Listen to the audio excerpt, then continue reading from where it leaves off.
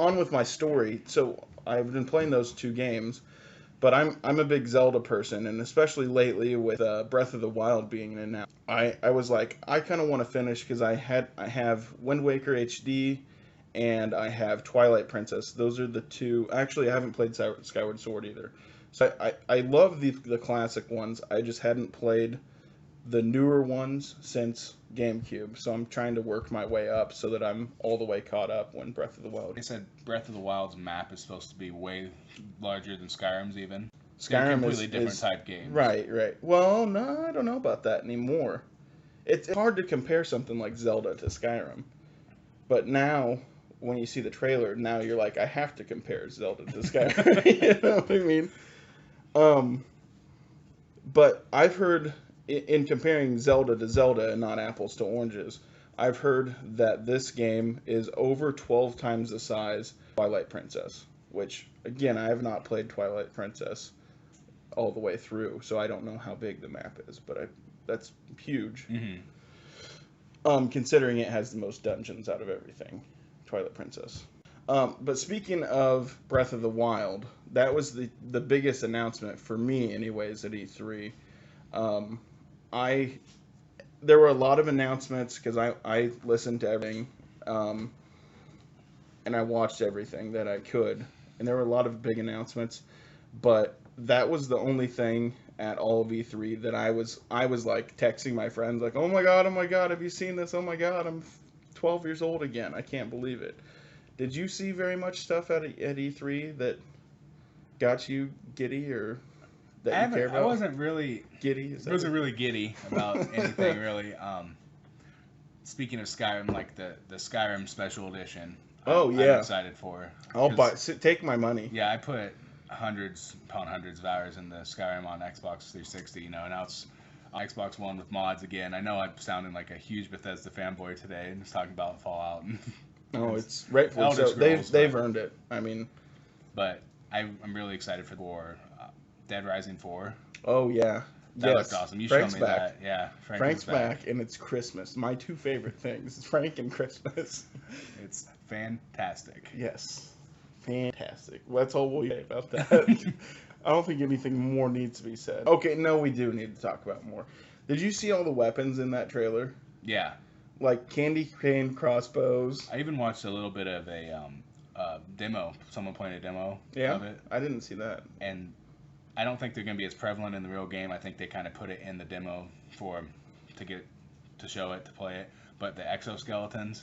Oh, yeah. You can get the exos. You just put one, and then you can just pick up cars and pick signposts out of the ground and beat up zombies. You'd be like Iron Man, but at Christmas, but also still Frank West. Yeah, also Frank West. Taking selfies with your power armor and awesome against zombies. So that'd be pretty cool.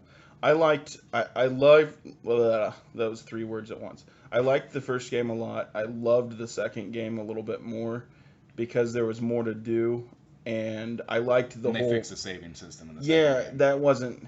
I remember like throwing the first one, like the controller in the first one, from dying, and oh my god, I haven't saved since like 8 o'clock last night, and it's now 4 a.m. You know, now all that progress, my whole night was ruined. But yeah, that was fun. But I loved the added thing with Katie. That was the daughter, right? And the Zombrex, like having to find Zombrex for yourself. And Katie. Yeah, you didn't have to find it for yourself. Right, not for yourself. For Katie. I'm mixing it up with the one you let me borrow. Off the record, that was cool. We play as Frank, the alternate timeline. That was really cool. I don't even know why they have any other characters besides Frank, because that's all anyone wants to play as. Right. And then I do own 3, but I started playing it, and I was a little bit. I had other games to play, and then it was cool because, of course, I think the second one you could do it too, with the 2-player mode, or I think it's like 4 players online, right? I think it's only 2. Okay, but you had already just demolished the game. Yeah. And so I thought, hey, what a better way to enjoy this game than with my friend. And of course, I'm a strong advocate for multiplayer gaming. But when your friend is like Neo from The Matrix and you're just a regular guy, I don't even know what a good comparison is, and you just watch him annihilate Mr. everything. Bean. Yeah, I'm Rowan Atkinson, Mr. Yeah. Bean, and you're Neo. Yeah. That'd be the best comparison, I think. And that's it's like, oh well, I'm just gonna walk and watch you kill everything, and we'll just Yeah, I watch the wasn't- cutscenes pretty much. I wasn't very nice doing that to you. I was No, like, I mean, it's like we need to get from this part of the street to that part of the street, and I step outside and press one button, and there's dead. no zombies left. Right. So there was no challenge, I think, was the problem. It was still really cool. I think I'd still play it so I can see the story before 4 comes out. Anything else at E3 that you really stood out? There's the new consoles, the smaller Xbox One. Yeah, smaller Xbox One. The Project Scorpio was announced for next year. Are you gonna buy Scorpio year one, or are you gonna? Is I don't even know much about Scorpio. Scorpio is like 4K res. It's just another Xbox One. They have the Xbox No. One small. No. I think this is the scary part. You think it's a new generation? I think that consoles are becoming computers. Right. They have Um, been slowly. for yeah. years. Of course, I wasn't surprised, and you're going to get people complaining all the time about the slim model. That's happened since what? PlayStation PlayStation 2 2? did it. PlayStation Even 1, yeah. right? They did a smaller Super Nintendo. Yeah, and people are complaining, why are you doing this? You're leaving me left out. It's going to happen. But now this is happening with the Scorpio, and people are theorizing that next year at E3, PS4 is going to announce the same thing with maybe PS5 or whatever.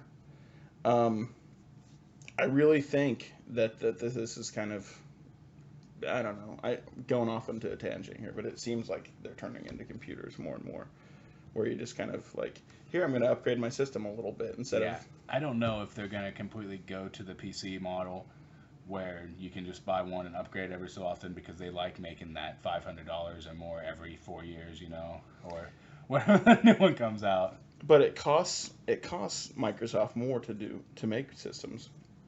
And everything that you see now, like everything at E3, they're like, hey, you can play this on an Xbox, or you can also just play it on the go on Windows 10, which on the go doesn't make sense, because if you have Windows 10, it's a PC and it's at your house anyways, right?